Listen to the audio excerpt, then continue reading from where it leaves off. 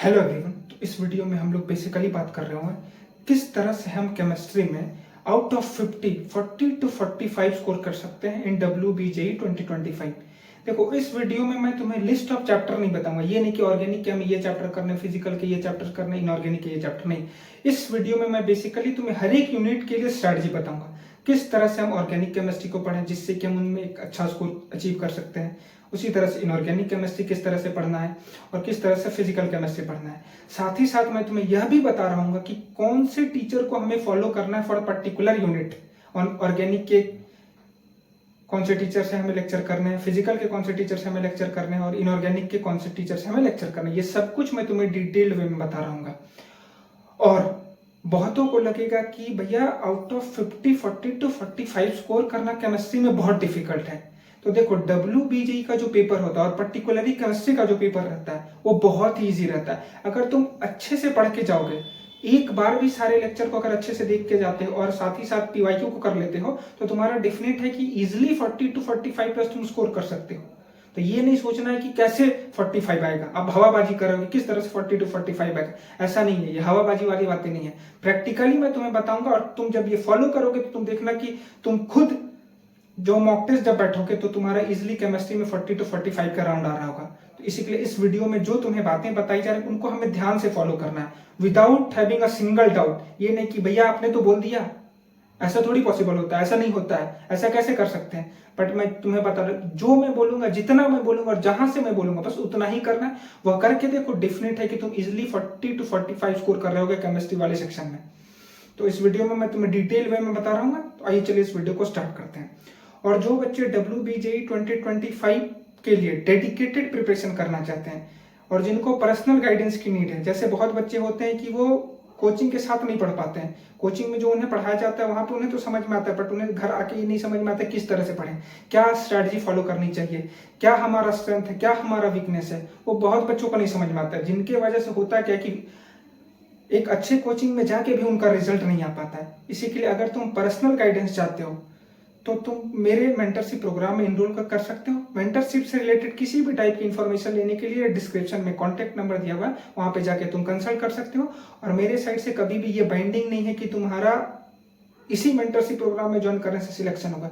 तुम जिससे चाहो, जिस भी मेंटरशिप प्रोग्राम में इनरोल होना चाहो वहां तुम ज्वाइन कर सकते हो। क्योंकि आज के टाइम पे एक राइट मेंटर का बहुत नीड है। क्योंकि आज के टाइम पे इतना ज्यादा डिस्ट्रैक्शन है, यूट्यूब में अननेसेसरी स्ट्रेटजी बताए जा रहे हैं एडुकेटर, बच्चे कंफ्यूज हो जाते हैं कि क्या राइट है मेरे लिए, क्या रॉन्ग है। इसीलिए आज के टाइम पे एक मेंटर का होना बहुत जरूरी है। अब कौन सा मेंटर वो तुम खुद डिसाइड कर सकते हो। रही बात, अगर तुम मेरे से मेंटरशिप लेना चाहते हो तो डिस्क्रिप्शन में कॉन्टैक्ट नंबर दिया हुआ, वहां पे जाके तुम कंसल्ट कर सकते हो। अब हम लोग आ जाते हैं अपने वीडियो के टॉपिक पे। तो देखो, सबसे पहले मैं तुम्हें कुछ बेसिक बातें बताना चाहता हूँ। WBJE का जो सबसे इजीएस्ट सेक्शन रहता है out of physics, chemistry, maths, वो केमिस्ट्री रहता है। तुम किसी से भी पूछ लो, हर एक स्टूडेंट यही बता रहा होगा कि chemistry is the most easiest section in WBJE। और केमिस्ट्री वाले सेक्शन को ही हमें टारगेट करना चाहिए। अगर तुम्हें जादवपुर जैसी यूनिवर्सिटी में एडमिशन लेना है तो तुम्हारा केमिस्ट्री स्ट्रांग होना चाहिए। और केमिस्ट्री स्ट्रांग करने के लिए हमें बहुत ज्यादा एफर्ट नहीं डालना है जिस तरह के मैथ्स और फिजिक्स में डालना होता है। केमिस्ट्री में तुम मिनिमम एफर्ट के साथ मैक्सिमम आउटपुट प्राप्त कर सकते हो। इसी के लिए हमें केमिस्ट्री को टारगेट करना है। और केमिस्ट्री में हमारा टारगेट रहना चाहिए कि 40 टू 45 तो स्कोर करना ही करना है। क्योंकि अगर 40 टू 45 स्कोर कर लेते हो और फिजिक्स और मैथ में कंबाइन करके जो 40 स्कोर कर लेते हो तो तुम्हारा जादवपुर में इजिली एडमिशन हो जाएगा। ये बातें समझ में आ रही है। तो केमिस्ट्री में हमें टारगेट करना है कि हम 40 टू 45 स्कोर कर रहे होंगे अगले 6 मंथ में। हमारे पास 6 मंथ का टाइम रिमेनिंग और इस 6 मंथ में हम इस तरह से केमिस्ट्री पढ़ेंगे जिससे कि हम इजिली 40 टू 45 स्कोर कर रहे होंगे अपने केमिस्ट्री वाले सेक्शन में। तो रही बात कि अब पढ़ना कैसे है केमिस्ट्री। तो देखो, बेसिकली तुम्हें पता है कि केमिस्ट्री के 3 यूनिट है, ऑर्गेनिक, फिजिकल और इनऑर्गेनिक। बहुत बच्चों को लगता है कि भैया ऑर्गेनिक डिफिकल्ट है, बहुत बच्चों को लगता है कि भैया इनऑर्गेनिक डिफिकल्ट है, बहुत बच्चों को लगता है फिजिकल डिफिकल्ट है। देखो, जो तुमसे बन गया वो इजी है, जो नहीं बना वो डिफिकल्ट है। तो मैं ये नहीं बोलूंगा कि ऑर्गेनिक बहुत ज्यादा डिफिकल्ट है या फिजिकल डिफिकल्ट है या इनऑर्गेनिक डिफिकल्ट है। इक्वली सब डिफिकल्ट है और इक्वली सब आसान है। तो ये नहीं बताना है कि ऑर्गेनिक डिफिकल्ट है तो इसमें ज्यादा ध्यान देना है, बिल्कुल नहीं। इक्वली सब डिफिकल्ट है और इक्वली सब आसान है। अगर तुम समझ गए तो तुम्हारे लिए इजी है, नहीं समझे तो तुम्हारे लिए डिफिकल्ट है। ये सारी बातें हमें नहीं करनी है। हमें बेसिकली करना क्या है कि ऑर्गेनिक फिजिकल और इनऑर्गेनिक, ये हर एक यूनिट के हमें डिटेल्ड लेक्चर देखने हैं। बच्चे क्या करते हैं ऑर्गेनिक के वन शॉट देख लेते हैं, फिजिकल के वन शॉट देख लेते हैं, इनऑर्गेनिक के वन शॉट देख लेते हैं, और वन शॉट देखने के बाद जब उनसे क्वेश्चन नहीं बनता तो उनको लगता है मैंने तो लेक्चर देखा बट फिर भी मुझसे क्वेश्चन क्यों नहीं बना। देखो लेक्चर, फुल लेक्चर और वन शॉट में बहुत डिफरेंस होता है। One shot is a form of summary, no matter वो 10 घंटे का वन शॉट क्यों ही ना हो, वो एक समरी है। और फुल लेक्चर में डिटेल लेक्चर बताया जाता है, ईच एंड एवरी लेक्चर में तुम्हें बहुत डेप्थ में कॉन्सेप्ट क्लियर करवाया जा रहा होता है। इसी के लिए हम फिजिकल केमिस्ट्री हो या इनऑर्गेनिक केमिस्ट्री हो या ऑर्गेनिक केमिस्ट्री हो, हर एक में हम फुल लेक्चर देखेंगे, हर एक चैप्टर, नो मैटर तुम 20 चैप्टर ही करके जब बट 20 चैप्टर में तुम प्रॉपर फुल लेक्चर करके जाओगे, तब एग्जाम में तुम आने वाले उससे क्वेश्चन को सॉल्व कर पाओगे। तो सबसे पहला कंडीशन क्या है कि हम हर एक यूनिट के फुल लेक्चर देखना प्रीफर करेंगे, ना कि वन शॉट। ये बातें समझ में आ गई। अब तुम्हारा नेक्स्ट क्वेश्चन होगा कि भैया ऑर्गेनिक कहाँ से देखें, फिजिकल किस टीचर से फॉलो करें या इनऑर्गेनिक किस टीचर से हम लेक्चर देखें। तो ऑर्गेनिक के लिए जो मुझे लगता है, जो मुझे जितना भी यूट्यूब में देख के लगा कि ऑर्गेनिक के लिए अगर तुम एसकेएम सर के लेक्चर देखते हो, बहुत ही डिटेल्ड वे में बताया गया और बहुत अच्छे से उन्होंने हर एक चैप्टर को ऑर्गेनिक के पढ़ा रखा है। तो मैं हर एक बच्चों को प्रेफर करूंगा, अगर तुम्हें ऑर्गेनिक को इंप्रूव करना है तो एसकेएम सर के डिटेल लेक्चर देख लो।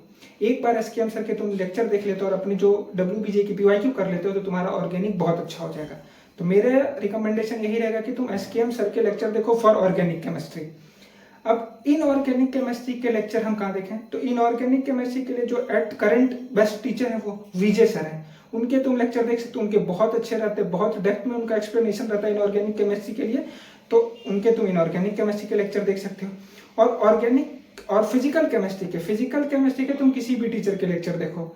मेरा पर्सनल रिकमेंडेशन है कि मोहित त्यागी वाले चैनल में एक टीचर केमिस्ट्री पढ़ाते हैं, उनका नाम मुझे नहीं पता, बट उनके तुम फिजिकल के लेक्चर देख सकते हो, वो भी बहुत अच्छा फिजिकल केमिस्ट्री पढ़ाते हैं। ये बातें समझ में आ गई। For organic SKM sir, for inorganic Vijay sir, और फॉर फिजिकल केमिस्ट्री मोहित त्यागी वाले चैनल पे एक टीचर है, उनसे हमें फिजिकल केमिस्ट्री देखना है। और रही बात इनऑर्गेनिक केमिस्ट्री में लेक्चर ही सफिशिएंट नहीं है, लेक्चर के साथ साथ हमें एनसीईआरटी की भी रीडिंग करनी है, ये बात ध्यान रखना। ऑर्गेनिक में तुम एनसीईआरटी नहीं रीड करो चलेगा, फिजिकल में एनसीईआरटी रीड नहीं करो चलेगा, बट इनऑर्गेनिक के लिए एनसीईआरटी मस्ट, और लाइन बाय लाइन एनसीईआरटी हमें रीड करनी है। एक चैप्टर के लेक्चर कंप्लीट हुए, उसके बाद एनसीईआरटी रीड करने के बाद हमें प्रॉब्लम प्रैक्टिस में जाना है फॉर इनऑर्गेनिक केमिस्ट्री। ऑर्गेनिक और फिजिकल के लिए तुम एनसीईआरटी को रीड करना अवॉइड कर सकते हो। यह क्लियर हो गया। और हर एक यूनिट फॉर फिजिकल, इनऑर्गेनिक और ऑर्गेनिक केमिस्ट्री, हर एक यूनिट के लिए हमें प्रॉब्लम प्रैक्टिस पे भी ज्यादा ध्यान देना है। जितना बेहतर प्रॉब्लम प्रैक्टिस रहेगा उतना ही तुम एग्जाम में अच्छा कर पाओगे। ये नहीं कि बस हमने फुल तो लेक्चर तो ले लिया बट प्रॉब्लम प्रैक्टिस हमने करी नहीं। प्रॉब्लम प्रैक्टिस भी उतना ही इंपॉर्टेंट है जितना हमारा लेक्चर देखना इंपॉर्टेंट है।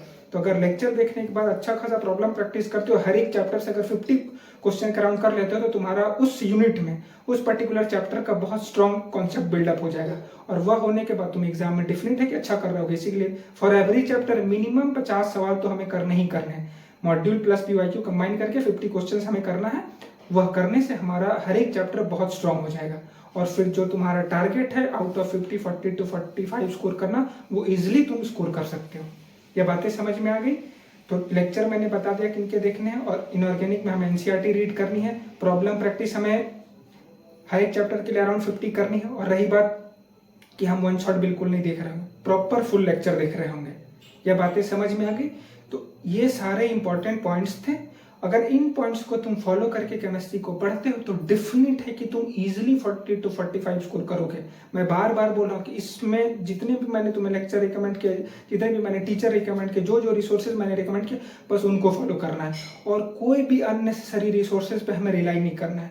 कोई भी एडुकेटर, कोई भी स्ट्रेटजिस्ट कुछ भी बोलो और बातों पे हमें बिल्कुल नहीं ध्यान देना है। इन्हीं सारी बातों पे हमें ध्यान देना है, तो हम इजीली केमिस्ट्री में 40 टू 45 स्कोर कर सकते हैं। यह बातें समझ में आ गई। तो अभी तुम्हारे पास 6 मंथ का टाइम है, तो इजीली तुम उस टारगेट को अचीव कर सकते हो। और हमें होप बिल्कुल नहीं खोना कि नहीं भैया 6 मंथ में क्या ही हो जाएगा, जब 1.5 साल में कुछ नहीं हुआ तो 6 मंथ में क्या ही हो जाएगा। देखो होने का 3 मंथ में भी बहुत कुछ हो जाएगा, बट अगर तुम करना चाहोगे तब, तो अभी भी तुम्हारे पास एक अच्छा खासा टाइम फ्रेम है। तो इस टाइम को अच्छे से यूज करो और प्रॉपर डिसिप्लिन वे में पढ़ाई करो, तो डेफिनेट है कि तुम अच्छा कर रहे होगे डब्ल्यूबीजेई वाले एग्जाम में। और रही इसी तरह से तुम्हारा फिजिक्स से रिलेटेड स्ट्रेटजी वाली वीडियो आएगी और मैथ से रिलेटेड स्ट्रेटजी वाली वीडियो आएगी। इस वीडियो में अगर तुम्हें किसी भी टाइप का कोई डाउट, कुछ भी कंफ्यूजन होगा, तुम नीचे कमेंट बॉक्स में कमेंट करके क्वेश्चन पूछ सकते हो। और मेंटरशिप से रिलेटेड अगर कोई इंक्वायरी करनी होगी तो नीचे डिस्क्रिप्शन में कॉन्टैक्ट नंबर है, वहां पे जाकर तुम कंसल्ट कर सकते हो। तो होप ये वीडियो अच्छा लगा तो चैनल को लाइक शेयर और सब्सक्राइब जरूर करना। धन्यवाद।